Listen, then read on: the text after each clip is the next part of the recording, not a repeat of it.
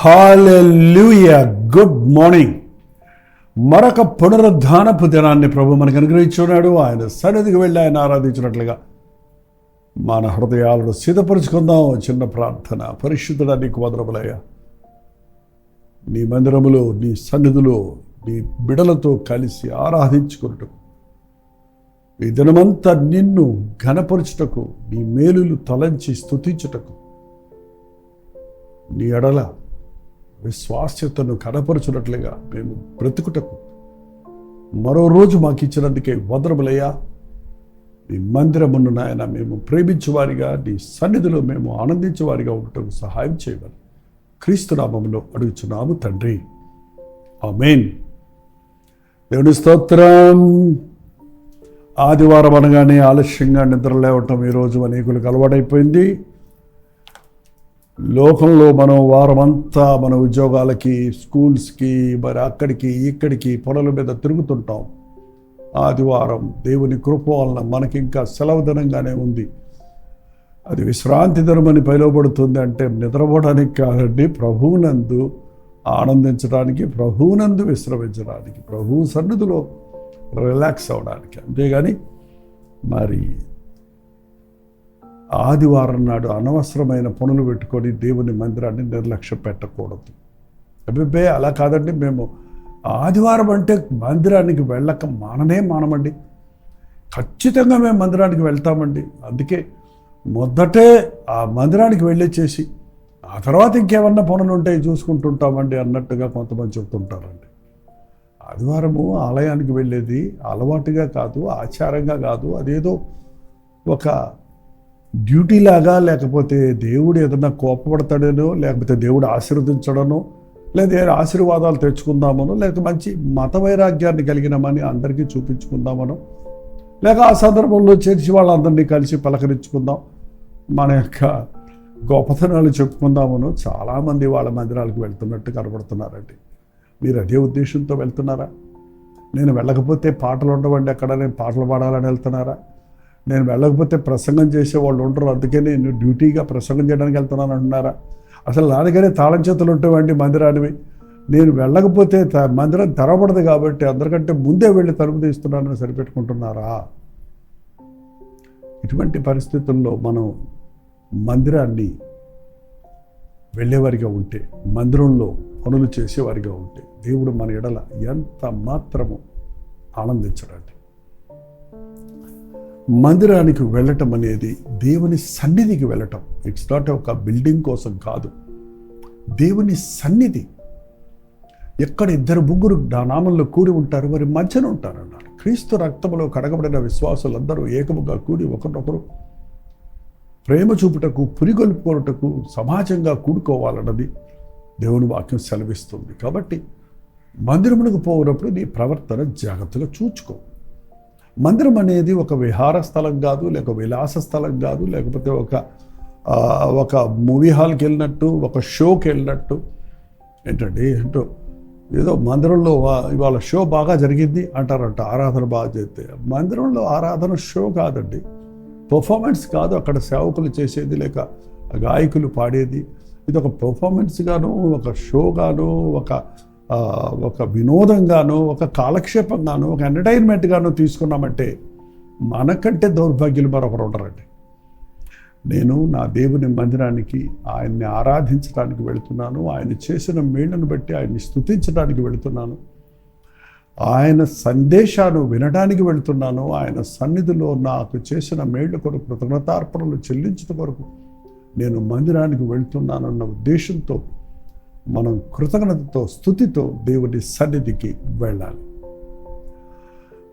ఇర్మియా దినాల్లో దేవుని ప్రజలు ఆచార రీతికి దిగజారిపోయి మందిరాన్ని నిర్లక్ష్య పెడుతూ, మందిరంలో ఒక వ్యాపార కేంద్రంగా చేసుకొని, మందిరంలో ఒక విలాస స్థలముగా చేసుకొని, వాళ్ళు ఇష్టం వచ్చినట్టు ఒక ఆచారంతో మందిరంలో దేవుణ్ణి ఆరాధిద్దామని వెళ్తున్నప్పుడు ఆనాటి ప్రజలను ఆనాడు ఇర్మియా హెచ్చరించాడు. చూడండి, ఇర్మియా గ్రంథము 7వ అధ్యాయము 2వ వచనం చూడండి. మొదటి వచనం 2వ వచనం. యెహోవా యొద్ద నుండి ఇర్మియాకు ప్రత్యక్షమైన వాక్కు, నీవు యెహోవా మందిరము ద్వారము దగ్గర నిలబడి ఈ మాట అచ్చటనే ప్రకటింపుము. యెహోవాకు నమస్కారము చేయుటకై ఈ ద్వారములలో పడి ప్రవేశించు యూదావారలారా, యెహోవా మాట వినుడి. మందిరంలో గుమ్మం దగ్గర నిలబడి ఇర్మియా, నువ్వు వెళ్ళే వాళ్ళతోటి ఈ మాటలు నువ్వు చెప్పు. లోపలికి వెళ్ళి కూర్చున్నా కాదు, గుమ్మలోనే చెప్పు. ఏంటంటే ఈ 3వ వచనం చదువుతున్నాను చూడండి. సైనికులకు అధిపతి యెహోవా యొక్క దేవుడునకు యెహోవా ఇలాగ సెలవిచ్చున్నాడు, నేను ఈ స్థలమును మేము నివసింపజేయనట్లు మీ మార్గములను క్రియలను దిద్దుకొనుడి. బొడబొడబొడబొడ మందిరంలో ప్రవేశిస్తున్నావు, నీ జీవితాన్ని సరిచేసుకొని వచ్చావా? నీ మార్గాలను సరిదిద్దుకున్నావా? నీ యొక్క హృదయాన్ని దేవుడితో సరిచేసుకున్నావా? నీ క్రియలు సరిచేసుకున్నావా? ఈ స్థలము యెహోవా ఆలయము, ఈ స్థలము యెహోవా ఆలయము, ఈ స్థలము యెహోవా ఆలయము అని చెప్పుకొనుచున్నారే, ఈ మోసకరమైన మాటల ఆధారం చేసుకొని ఓరక ఇది మందిరం మందిరం మందిరం మందిరం పరిశుద్ధం పరిశుద్ధం పరిశుద్ధం అంటావే కానీ నీ హృదయంలో పరిశుద్ధత ఉందా? నీ హృదయాన్ని పరిశుద్ధపరచుకున్నావా? నీ హృదయాన్ని దేవునితో సరిచేసుకున్నావా? సరిచేసుకోవాలి. క్రీస్తు రక్తంలో మరొకసారి నన్ను కడుక్కోవాలి, దేవుని సన్నిధిలో అభిషేకించబడి పరిశుద్ధపరచబడాలని ఆశతో మందిరానికి వెళుతున్నావా? మందిరానికి వెళ్ళేవారు తమ జీవితాలు చక్కపరుచుకోవాలి, కానీ అనాలోచనగా, అలవాటుగా, ఆచారంగా, మూఢభక్తితో మందిరానికి వెళుతూ ఏదో మేము సాధించామనుకునే వారితో ప్రభు చెప్పే మాట 9వ వచనం చూడండి. ఇదేమి మీరు జార చోర క్రియలు నరహత్యలు చేయుచు అబద్ధ సాక్ష్యములు పలుకుచు బయలునకు ధూపములు వేయచ్చు మీరెరుగని దేవతలను అనుసరించుచున్నారే. ఏంటిది? మీరు జార కార్యాలు చేస్తున్నారు, చోర కార్యాలు చేస్తున్నారు, మీరు అబద్ధాలు చెప్తున్నారు, మీరు బయలుకు ధూపం వేస్తున్నారు, మీరు ఎరుగని దేవతలను అనుసరిస్తున్నారు.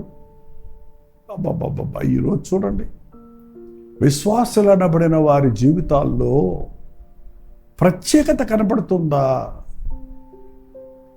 జార కార్యాలు, జారత్వం చేయటం లేదు మేము అంటావేమో. ఒక స్త్రీని మోహపు చూపుతో చూచు ప్రతివాడు అప్పుడే వ్యభిచారం చేస్తున్నాడు అన్నప్పుడు నీ కన్నులు పరిశుద్ధపరచబడకుండా నీవు మందిరంలోనికి వెళ్ళి కూడా అటువంటి అపవిత్రమైన చూపులతో నీవు ఉంటే దేవుని కోపం నీ మీద రగులుకోదా? చోర కార్యాలు, దొంగిలించటం, అబద్ధాలు చెప్పటం, 10 ఆజ్ఞల్లో ఇవన్నీ ముందే చెప్పాడండి ప్రభు. దొంగిలకూడదు, అబద్ధ సాక్ష్యములు చెప్పకూడదు, వ్యభిచరించకూడదు, నీ దేవుడైన యెహోవా నామమును వ్యర్థముగా ఉచ్చరించకూడదు. ఓరక వెళ్ళి ఓ ప్రభువా లేతే హల్లెలూయా హల్లెలూయా నాయనా తండ్రి అని నువ్వు ఏదో ఒక అలవాటు ప్రార్థన చేయటం దేవునికి చాలా వేదన కలుగజేస్తుంది. దేవుని మందిరం భయంకరం. అక్కడ ఆయన ప్రకాశంలో మన స్థితిని చూచుకొని పశ్చాత్తాపడాలి. ఆయనను ఒక గౌరవంతో ఆయన్ని ఆరాధించాలి. ఆయన పరిశుద్ధుడు పరిశుద్ధుడు పరిశుద్ధుడని ఆ దూతలే ఎంతో గౌరవంతో, ఎంతో ఎంతో ఎంతో భయముతో, దీనత్వముతో ప్రభువుని ఆరాధిస్తున్నప్పుడు నీవు నేను క్రీస్తు రక్తములో కడగబడి దీనులుగా, పరిశుద్ధులుగా, ఆయనకు ఇష్టలుగా ఉండాలనే ఆశ ఆయన సన్నిధికి వెళ్ళి ఆయనకు స్తుతులను చెల్లించవలసి ఉంది. ఇదేమి మీరు జారచోర కార్యములు చేయుచు అబద్ధ సాక్ష్యములు పలుకుచు బయలునకు ధూపం వేయచ్చు మీరు ఎరుగని అన్య దేవతలను అనుసరిస్తున్నారే. అయినను అట్టి పరిస్థితుల్లో ఉన్న నా నామము పెట్టబడిన ఈ మందిరములోనికి వచ్చి నా సన్నిధిని నిలుచుండి విడుదల పొంది ఉన్నామని మీరు చెప్పుదురు. మీ వ్యక్తిగత జీవితం సరి చేసుకోకుండా భక్తి వేషం వేసుకొని ఆదివారం నాడు తెల్లని వస్త్రాలు వేసుకొని, లేక బైబిల్ చేత్తో పట్టుకొని, లేక ఎంతో భక్తి భావాన్ని ముఖంలో బాడీ లాంగ్వేజ్లో చూపిస్తూ ఎంతో చక్కగా నీ పెదవులతో ఉచ్చరిస్తూ హల్లెలూయా అంటూ, స్తోత్రం అంటూ, నాయనా అంటూ, దేవా అంటూ, ప్రైజ్ ద లార్డ్ అంటూ ప్రవేశిస్తున్నావే, ఆ నోటితో నీవు ఎన్ని బూతులు తిట్టొచ్చావు, ఆ నోటిని నువ్వు ఎన్ని అబద్ధాలకు వాడుతున్నావు.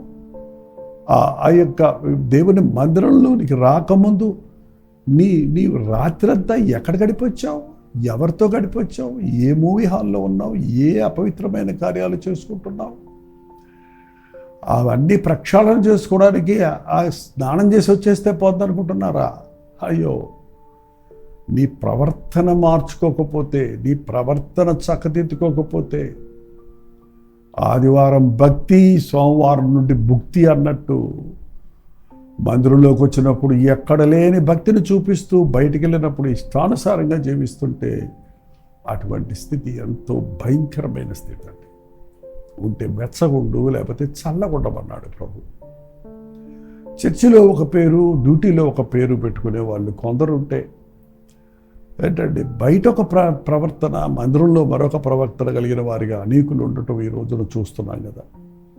ఆయనకి కనబడకుండా ఎవరైనా మనం రహస్య స్థలాల్లో దాగలమా?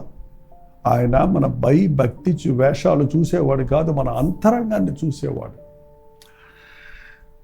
మీరు నా సన్నిధిలో నిలుచుండి విడుదల పొందున్నామని మళ్ళీ సాక్ష్యాలు చెప్తామంటారు మందిరంలోకి వచ్చి.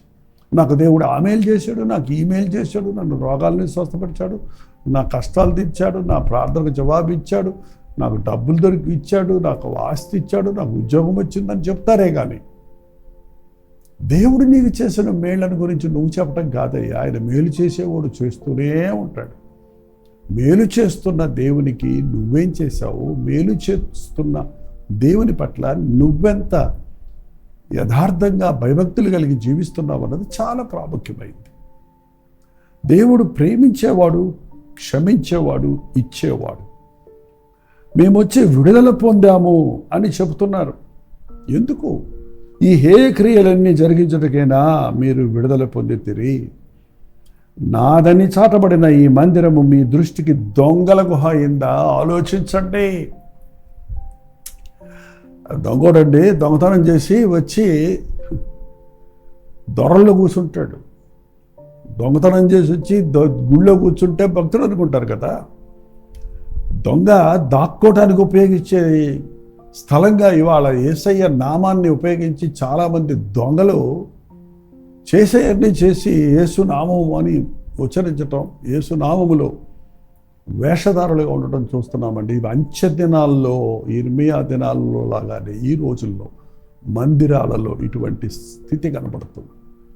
మందిరములో కొట్టుకుంటున్నారు, మందిరంలో తిట్టుకుంటున్నారు, మందిరంలో అరుచుకుంటున్నారు, మందిరంలో డబ్బుల కొరకు పోట్లాడుకుంటున్నారు అని ఇవి అక్కడక్కడ కనబడుతున్నప్పుడు గుండె పగిలిపోతుందండి. దేవుని మందిరం నీకు దొంగల గుహగా అయిపోయిందా? వ్యాపారపు కేంద్రంగా అయిపోయిందా? దేవుని నామములో వ్యాపారం చేస్తున్నామా? విరిగి నలిగిన హృదయంతో ఆయన్ని ఆరాధించడానికి ఆయన ఆలయానికి వెళ్ళాలి.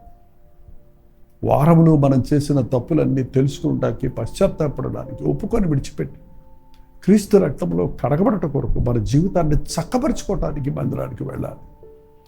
అట్టి మనసుతో మనం వెళ్ళినప్పుడు, మనం మందిరానికి వెళ్తున్నప్పుడు మందిరములో దేవుని ఆశీర్వాదాలు పొందుకుంటాం, వర్ధిల్లుతాం, ఆశీర్వదించబడతాం.